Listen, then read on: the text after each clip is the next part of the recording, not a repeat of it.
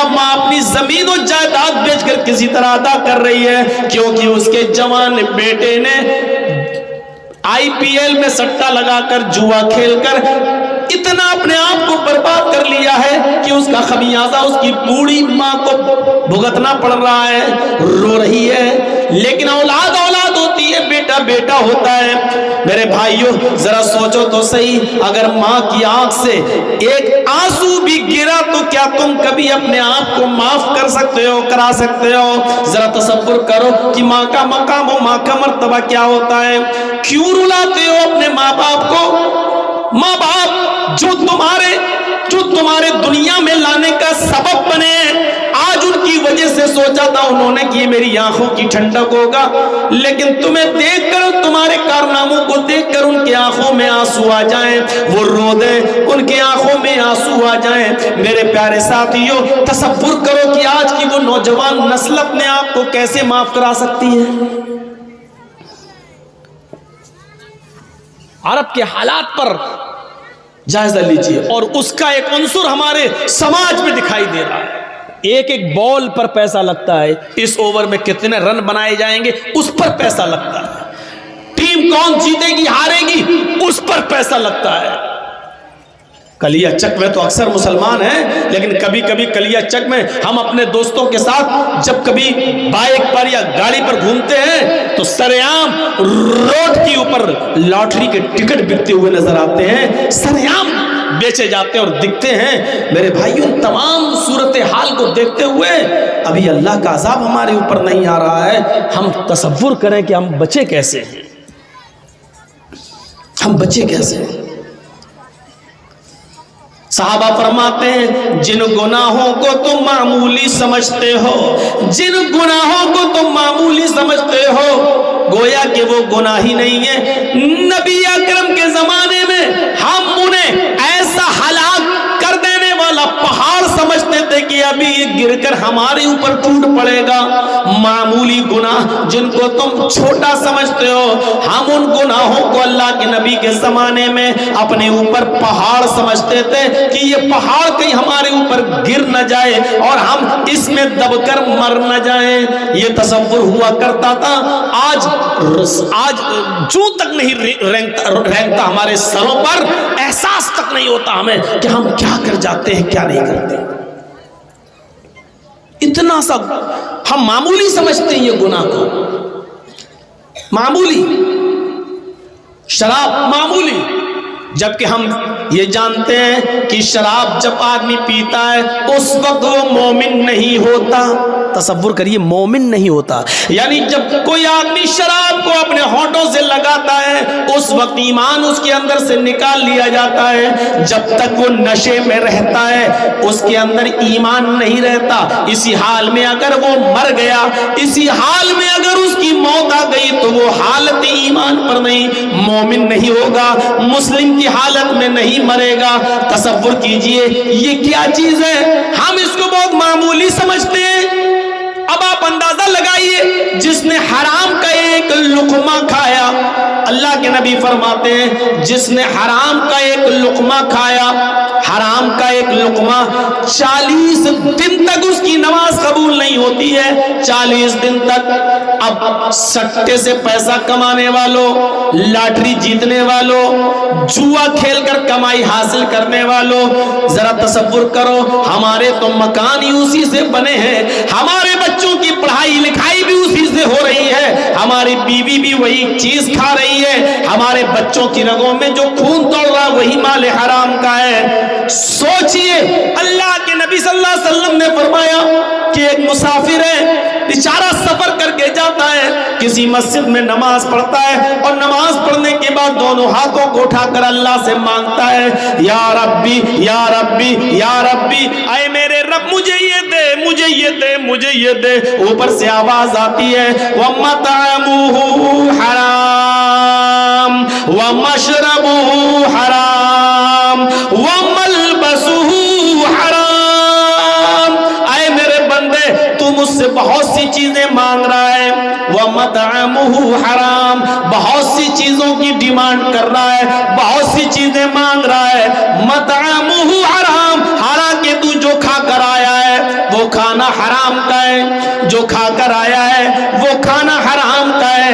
व मशरबू हराम, जो पीकर आया है वो हराम का है। व मलबसू हराम, तेरे जिस्म पर जो कमीज है, जो कुर्ता है, जो पैजामा है, जो लुंगी है, जो पहना हुआ है, वो भी माल हराम का है। मेरे बंदे, व गुज़िया बिल हराम, तेरे जिस्म में जो खून दौड़ रहा है, जो ब्लड सर्कुलेशन कर रहा है, दौड़ रहा है, वो खून भी हराम का है। फ़अन्ना युस्तजाबु लिज़ालिक, मेरे बंदे मैं तेरी दुआ को सुनूं तो कैसे सुनूं, कहां से सुनूं?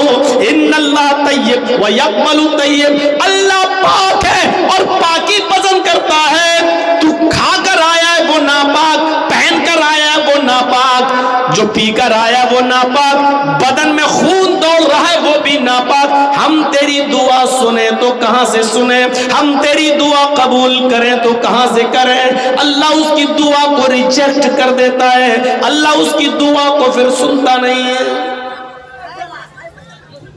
अच्छा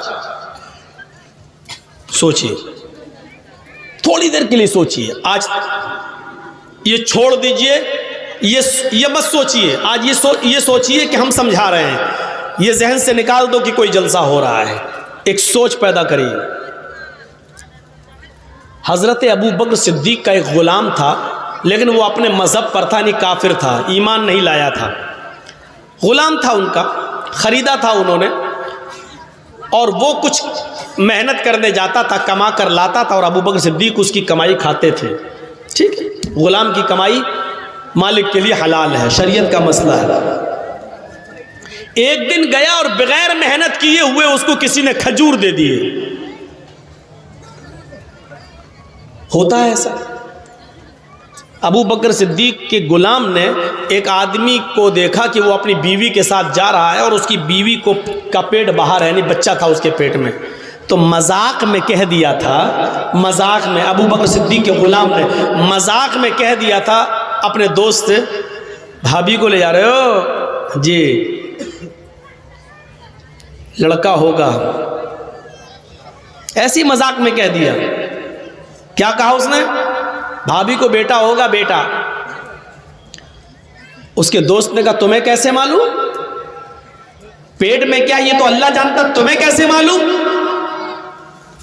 अब मजाक तो मजाक ही है। इसने कहा अरे यार मैं बहुत एक्सपीरियंस है, मुझे तजर्बा है, पेट देख के बता देता हूं लड़का है कि लड़की, देख लेना लड़का होगा। इत्तेफाक से 2 महीने के बाद उसके घर में लड़का पैदा हुआ। तो जब लड़का पैदा हुआ तो वो समझा कि ये बहुत बड़ा पहुंचा हुआ आदमी है, जानता है, वाह इसने 2 महीने पहले कहा था लड़का होगा, तो लड़का ही हुआ। तो वो खजूर लेके आया और इसको गिफ्ट दे दिया, लो यार तुमने जो बताया तो वही हुआ। तो ये खजूर लेकर जब घर पहुंचे, अबू बकर सिद्दीक का गुलाम जब घर पहुंचा तो अबू बकर सिद्दीक ने कहा क्या लाए हो? कहा खजूर। अरे जल्दी लाओ यार भूख लग रही है मुझे। उठाया और एक खजूर खा लिया। मैं किसी से भी पूछ सकता हूं, एक खजूर खाया, कितना? 1 किलो नहीं, सिर्फ 1 पीस खजूर लेके तो आया था बहुत सा, लेकिन अबू बकर सिद्दीक ने एक उठाया और खा लिया। दूसरा उठाकर खाने वाले थे, गुलाम ने कहा रुकिए, पहले पूछ तो लेते ये खजूर लाया कहां से हूं। जुआ खेलने वालों, IPL में सट्टा लगाने वालों, लॉटरी खरीदने वालों, सुनो, रकम हार कर अपनी मां के आंखों से खून के आंसू अपनी मां को रुलाने वालों, सुनो,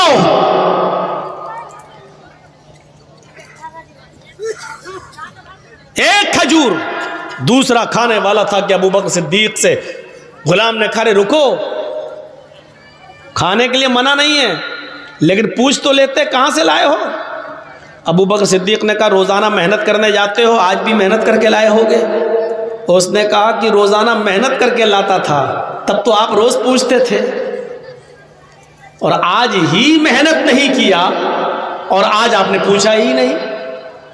होता है कभी कभी ऐसा, रोजाना टिकट लेके चलो टीटी नहीं आता है, जिस दिन न लेके चलो उस दिन इत्तेफाक से आ जाता है। अरे कभी नहीं आया, चलो आज ऐसे ही बैठ जाए, और जिस दिन बैठ जाओ बगैर टिकट के तो उस दिन आ जाता है। बहुत से लोग ये सोचते हैं ऐसे, ए भैया सामने से मत उठा बैठा लगाओ, कई बार देख चुका हूं लोग सामने से जा रहे हैं आ रहे हैं। तो अबू बकर सिद्दीक रोजाना पूछते थे आज कहां से लाए हो, आज कहां से लाए हो, आज कहां से लाए हो, बता देता था ये किया ये किया ये किया। और आज भूख ज्यादा लगी थी, पूछा ही नहीं, उठाया और एक खजूर खा लिया। दूसरा खाने वाले थे, पता तो लगाओ कहां से। का रोजाना मेहनत करते थे, का रोजाना करता था तो आप पूछते थे, और आज नहीं किया तो आपने पूछा नहीं। अच्छा आज मेहनत नहीं की, कहा नहीं, तो ये कहां से आए। कहा कि तीर निशाने पे लग गया। हमारी जबान में बोला जाता है धूल में लाठी मारी थी लग गई। क्या मतलब, साफ साफ बोलो। यार मेरा एक दोस्त था, उसकी बीवी जब 7 महीने का हमल था तो मैंने उसका पेट देख के कह दिया था कि भाभी को लड़का होगा। आज 2 महीने के बाद उसको लड़का हुआ है। मैं तो जानता नहीं था, मैंने तो अचानक कहा था। आज उसको लड़का हुआ है तो लक़द तकहनतु, मैंने जो कहानत गढ़ी थी उससे, उसकी वजह से वो मुझे बहुत बड़ा बाबा समझने लगा, पहुंचा हुआ समझ रहा। उसने गिफ्ट में लाके दिया। अबू बकर सिद्दीक ने कहा तब तो ये हराम है, क्योंकि माँ के पेट में क्या है ये सिर्फ अल्लाह जानता है। बारिश कब होगी, किस जगह होगी, ये अल्लाह जानता है। कौन आदमी किस सरजमीन पर मरेगा इसका इल्म तो अल्लाह को है। फिर तूने ये कैसे बता दिया ये तो हराम हुआ। उसने कहा जी हाँ हराम हुआ, लेकिन अब तो आपने खा लिया। फरमाया मैं इस हराम खजूर को जो मेरे पेट में जा चुका है उसको मैं अपने पेट में रहने नहीं दूंगा। जाओ पानी भर कर लाओ। उनका गुलाम पानी लेकर आया। हजरत अबू बकर सिद्दीक ने पेट भर के पानी पिया। उसके बाद 3 उंगली हलक में डाली, आ करके कै किया, थोड़ा सा खजूर बाहर निकला। फिर पानी पिया, फिर उंगली डाली, फिर उसको कै किया, फिर पानी पिया, फिर उंगली डाली, फिर कै किया। और उस वक्त तक पानी पीते रहे और कै करते रहे जब तक कि यकीन नहीं हो गया कि जो खजूर मैंने खाया था वो पूरा का पूरा निकल गया होगा। जब यकीन हो गया कि निकल गया होगा, उसके बाद फरमाया आए गुलाम, मैंने मोहम्मद रसूलुल्लाह सल्लल्लाहु अलैहि वसल्लम से सुना है। बस ये बुखारी की हदीस हमें और आपको सबको सुनना चाहिए।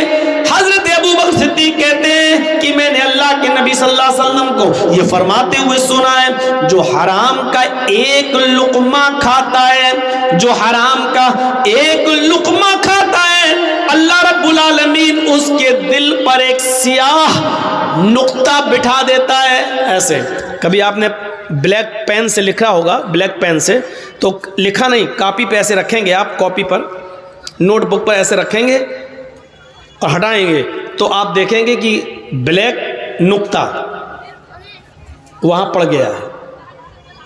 तो अल्लाह ताला उसके दिल पर ब्लैक नुक्ता बिठा देता है, काला। अगर ये तौबा कर लेता है तो अल्लाह उस ब्लैक नुक्ते को, उस काले नुक्ते को मिटा देता है।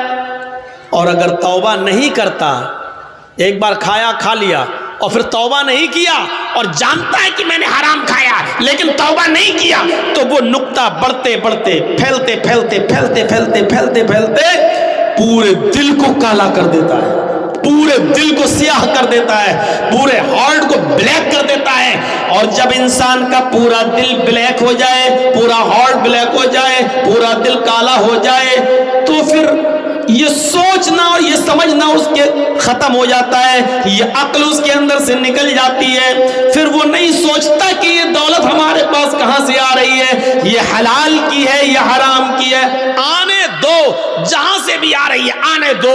फिर उसके अल्लाह रब्बुल आलमीन उसके दिमाग से सोचने और समझने की सलाहियत को खत्म कर देता है। फिर वो हलाल और हराम की परवाह नहीं करता है। एक नुक्ता पूरे दिल को काला कर देता है। मेरे भाइयों, अबू बकर सिद्दीक ने सिर्फ एक खजूर खाया था, वो भी धोखे से, उसको भी निकाल दिया। अबू बकर सिद्दीक की इस जिंदगी से हम अपने गरीबानों में झांक कर देखें, हम अपने मुआशरे का, अपने समाज का और अपनी सोसाइटी का जरा जायजा लें कि हम क्या कर रहे हैं, हम क्या कर रहे हैं, हम क्या खा रहे हैं, अपने बच्चों को क्या खिला रहे हैं। हजरत उमर इब्ने अब्दुल अजीज का दौर था, हजरत उमर इब्ने अब्दुल अजीज का दौर था,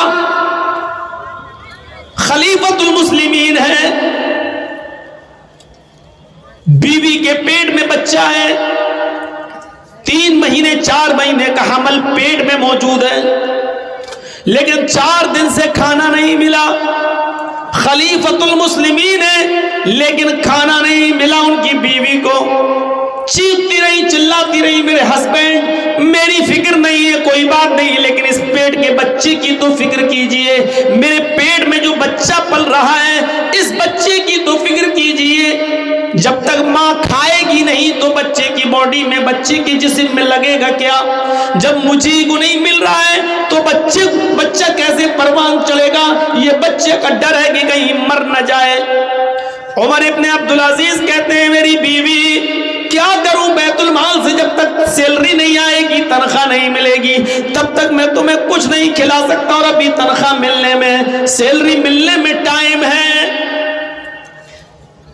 कुछ नहीं मिल रहा है। जब 4 दिन भूखी और प्यासी भूखी रह गई तो उन्होंने अपनी खादिमा को, अपनी लौंडी को बैतुल माल भेजा रात में और कहा कि बैतुल माल का जो खजांची है, बैतुल माल का जो ट्रेजरी है, जो खजांची है, उससे जाकर 1 प्याला दूध उधार ले लो, आरियतन ले लो, कर्ज ले लो, और ये कहना उमर इब्ने अब्दुल अजीज की बीवी ने मंगाया है, जब मिलेगा तो वो तुम्हें वापस कर देंगी तुम्हारा दूध। रात के अंधेरे में उमर इब्ने अब्दुल अजीज की लौंडी, उनकी खादिमा दूध लेने जाती है। बैतुल माल के कैशियर ने यह सोचकर कि उमर इब्ने अब्दुल अजीज की बीवी हामिला है, उनके पेट में बच्चा है, बच्चा कहीं मर न जाए, इसलिए 1 प्याला दूध दे दिया। 1 प्याला दूध रात के अंधेरे में जब लेकर आ रही हैं और घर के दरवाजे के अंदर जब घुसती हैं तो उमर इब्ने अब्दुल अजीज अपने घर में बने हुए कुएं के पास बैठकर वुजू बना रहे थे तहज्जुद की नमाज पढ़ने के लिए। उमर इब्ने अब्दुल अजीज ने घर के दरवाजे से किसी को आते हुए देखा, पूछा कौन? खादिमा ने जवाब दिया, आपकी खादिमा, आपकी सर्वेंट। ओ, क्या छिपाई हुई हो? ओढ़नी के पीछे क्या है? पहले तो उन्होंने आनाकानी की, जब सख्ती की उमर इब्ने अब्दुल अजीज ने, तो उसने कहा ये 1 प्याला दूध है, कहां से लाई हो? कहा बैतुल माल से लाई हूं। किसके लिए लाई हो? कहा आपकी बीवी के लिए लाई हूं, 4 दिन से उसने कुछ नहीं खाया है, पेट में हमल है, डर है कि कहीं ऐसा ना हो कि अगर कुछ ना मिले तो पेट में बच्चा मर न जाए कहीं। इस वाक़े को सुनने के बाद ईमानदारी के साथ बताइएगा, लॉटरी का टिकट खरीदने से पहले इस वाक़े को ज़हन में रख लीजिएगा, IPL में सट्टा लगाने से पहले इस वाक़े को ज़हन में रख लीजिएगा, माल हराम खाने से पहले इस वाक़े को जरा ज़हन में रख लीजिएगा। 4 दिन से खाना नहीं मिला, 4 महीने का हमल है पेट में, बीवी भूखी है और अपने लिए नहीं मांग रही है, उस बच्चे के लिए मांग रही है जो पेट में पल रहा है, जो आगे चलकर उमर इब्ने अब्दुल अजीज के लिए बुढ़ापे में सहारा बनेगा। लेकिन अपनी खादिमा से वो दूध भी छीन लेते हैं। उनकी बीवी कहती है, शौहर, मेरे सरताज, मैं अपने लिए नहीं इस बच्चे के लिए मांग रही हूं, जो आपकी अमानत है, मेरे पेट में पल रहा है। देखिए, अगर 1-2 दिन और कुछ न मिला तो ये बच्चा भूखा मर जाएगा। उमर इब्ने अब्दुल अजीज ने कहा, मेरी बीवी तुम्हें अच्छी तरीके से मालूम है कि बैतुल माल में खाने पीने की जो चीजें रखी हुई है वो मेरी नहीं है, सारे मुसलमानों की अमानत है। फिर कैशियर ने, ट्रेजरी ने दे कैसे दिया है? अभी तो जाकर मैं उसकी क्लास लूंगा कि मेरे हुक्म के बगैर, मेरी परमिशन के बगैर तुमने कैसे दे दिया एक प्याला दूध। तुम ऐसी रहोगी, ये एक प्याला दूध बैतुल माल में जमा होगा। उठती है, खड़ी होती है और उमर इब्ने अब्दुल अजीज का दायां हाथ पकड़ लेती है, राइट हैंड, और उस हाथ को पकड़कर अपने पेट पर रख देती है उनकी बीवी और कहती है मेरी फिक्र मत कीजिए, इस बच्चे की फिक्र कीजिए, मेरे प्यारे सरताज ये आपकी अमानत है, मर जाएगा। अब इस पर उमर इब्ने अब्दुल अजीज का जवाब सुनिए और अपने समाज और सोसाइटी पर नजर डालकर अपने हालात पर नजर डालिए। बच्चा मर जाएगा। उमर इब्ने अब्दुल अजीज कहते हैं मेरी बीवी ये एक प्याला दूध जो मुसलमानों की अमानत में खयानत करके चुपके से लाया गया है, ये एक प्याला दूध ये चुपके से लाया गया है, ये अमानत में खयानत करके लाया गया है, ये हराम है, हराम। बीवी ने कहा रे मैंने तो बतौर कर्ज मांगा है, जब आएगा तब दे दूंगी। उमर इब्ने अब्दुल अजीज ने कहा जब आएगा तब दे दोगी, लेकिन सारे मुसलमानों से इसकी इजाजत नहीं ली गई है, सिर्फ खजांची ने निकाल कर इसलिए दे दिया है क्योंकि तुम मेरी बीवी हो, ये दूध तुम्हें नहीं मिलेगा। का इस बच्चे की भी फिक्र नहीं है। उमर इब्ने अब्दुल अजीज ने रोते हुए कहा मेरी बीवी अपने पेट के बच्चे से कह दो। यहां कलेजे हिल जाते हैं, यहां दिल कांप जाते हैं उमर इब्ने अब्दुल अजीज के इन जुमलों पर। मेरी बीवी अपने पेट के बच्चे से कह दो मेरी अमानत तुम्हारे पेट में पल रही है, उसको बोल दो कि अगर मुसलमानों की अमानत में खयानत करके एक प्याला हराम का दूध तुझे पिलाया जाए तब तेरी जिंदगी बच जाएगी, और अगर नहीं मिले ये हराम दूध तो तू मर जाएगा।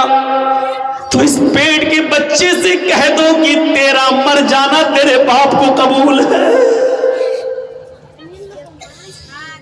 कैसा लग रहा है इस वक्त आईपीएल पे सट्टा लगाना? इस वाक़े के बाद कैसा लग रहा है लॉटरी के टिकट खरीदना? इस वाक़े को सुनने के बाद कैसा महसूस, हम कहां खड़े हैं, कितने मुसलमान हैं, परसेंटेज के लिहाज से देखें तो हमारी हैसियत क्या है?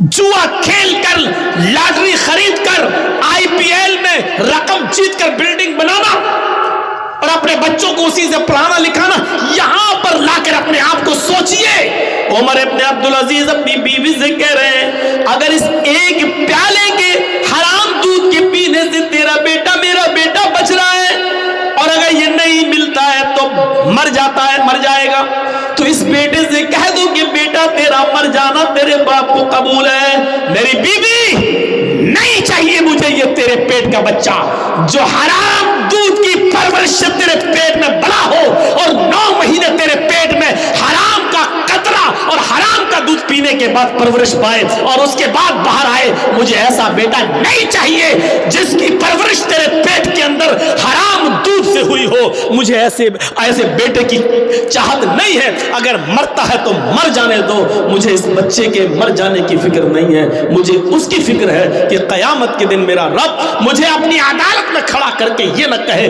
कि तुमने मुसलमानों की अमानत में खयानत करके एक प्याला दूध अपनी बीवी को पिलाया, उसकी इजाजत तुम्हें मुसलमानों ने दी थी या नहीं दी थी। मुझे उसके सामने जवाब दे होना है, अल्लाह के सामने खड़ा होना है। मेरी बीवी अगर ये बेटा मरता तो मर जाने दो, मुझे अपने बेटे का मर जाना कबूल है, लेकिन माले हराम का एक प्याला दूध पिलाना मुझे गवारा नहीं है।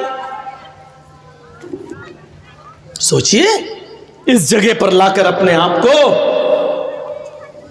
बड़े से बड़े तुर्रम खां बने बैठे हैं। बिल्डिंगों को देखो, आलीशान मकान को देखो, 2 साल पहले रिक्शा चला रहे थे और 2 साल के बाद एकदम बिल्डिंग बन गई। पता लगाओ इस बिल्डिंग में कितने गरीबों का खून मौजूद है, कितने लोगों की एक झटके में तुमने रकम जीत ली और अपने पास कर ली, अपनी बिल्डिंग तो बना ली, लेकिन तुमने उसके बीवी और बच्चों को कंगाल कर दिया और रोड पे लाए। बहुत से तो खुदकुशी करने पर मजबूर हो गए, इसलिए कि इतना कर्जा हो गया कि वो कर्जा जब देने के लायक नहीं रहे तो खुदकुशी कर ली और मर गए। मर जाना गवारा कर लिया उन्होंने। इसके जिम्मेदार कौन है? हमें सोचना है, हमें अपने मुआशरे का जायजा लेना और अपने समाज का जायजा लेना है। एक अबू बकर सिद्दीक का वाक़या आपके सामने रखिए। एक खजूर वो भी धोखे से खाई, उसको भी निकाल दी। एक उमर इब्ने अब्दुल अजीज का मंजर सामने रखिए। उमर इब्ने अब्दुल अजीज का मंजर सामने रखिए। उमर इब्ने अब्दुल अजीज ने एक प्याला दूध नहीं पीने दिया, एक प्याला दूध अपनी बीवी को नहीं पीने दिया, बल्कि ये कह दिया बच्चा मरता है तो मर जाने दो। हालांकि अल्लाह रब्बुल आलमीन ने इस तकवे की ताकत से उनके बच्चे को महफूज रखा है। खजूर फिर कहीं से गिफ्ट में आए, फिर उन्होंने खजूर खाया, पानी पिया। ये सच है, जब अल्लाह से कोई डरता है तो अल्लाह उसके लिए निकलने का रास्ता भी बना देता है। वमन यत्तक़िल्लाह यजअल लहू मखरजा व यरज़ुक़हु मिन हैसु ला यहतसिब। जो अल्लाह से डरेगा, जो तकवा अख्तियार करेगा, जो अल्लाह से डरेगा, अल्लाह उसके लिए निकलने का रास्ता बना देगा। अल्लाह उसके लिए निकलने का कोई सबील, कोई रास्ता निकाल देगा। ऐसी जगह से उसको रिज़्क़ देगा जहां बंदे को वहमो गुमान भी नहीं होगा। जो अल्लाह से डरेगा, अल्लाह उसके लिए रास्ता निकालेगा। अल्लाह ने भूखा उठाता जरूर है वो, लेकिन भूखा सुलाता नहीं है। चिड़ियों को देख लो आप, चिड़ियों को। और समंदर में एक व्हील मछली ऐसी भी है जो 40 टन रोजाना एक दिन में उसकी खुराक है। मछलियां खाती है, गोश्त खाती है, कितना? 40 टन एक दिन में। 40 टन। वो इतनी बड़ी मछली होती है कि बड़े बड़े जहाजों को भी पलट देती है। करवट ली, जहाज इधर से उधर हो गया। 40 टन मछली, वो व्हील मछली 40 टन गोश्त खाती है। 40 टन। मेरा रब उस मछली को भी भूखा नहीं सोने देता है। मेरा रब उसको भी देता है जिसको 40 टन गोश्त की जरूरत है, अल्लाह उसको भी देता है। 2 रोटी, 2 मुट्ठी भात खाने वाला, 2 मुट्ठी चावल खाने वाले।